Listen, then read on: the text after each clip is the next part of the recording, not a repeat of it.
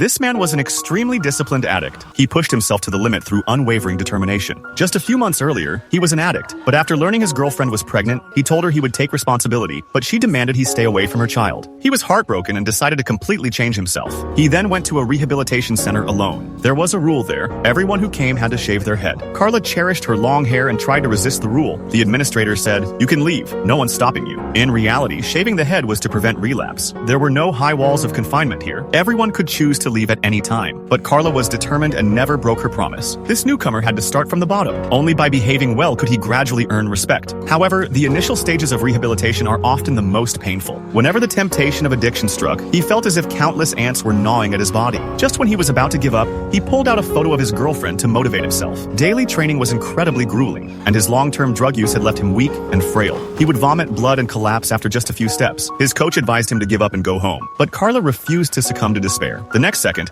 he dragged his weakened body and continued running. When a person has faith, they can unleash tremendous potential. He persevered diligently every day. Gradually, he became stronger and stronger. For his girlfriend and his child, he continued training even when others were asleep. Time flew by, and a year passed in the blink of an eye. Carla's physical condition improved day by day. His physical abilities had reached an average level. Based on his outstanding performance, the manager secured him a job at the pool. He was even allowed to swim for free after get-off work. So he seized the opportunity to learn to swim, and even traded a bottle of wine with a homeless man for a bicycle. Thus, Carla continued to train, constantly changing his life. Swimming, running, and cycling became an indispensable part of his life. His fulfilling daily life kept his addiction from relapsing. To test the effectiveness of his training during this period, he signed up for a triathlon, 700-meter swim, 20-kilometer bike ride, 5-kilometer run. When he reached the finish line, the stadium was deserted. But winning or losing no longer mattered to him, because he had broken his own limits for the first time. Just as his life was gradually improving, devastating news arrived. His girlfriend was admitted to the intensive care unit.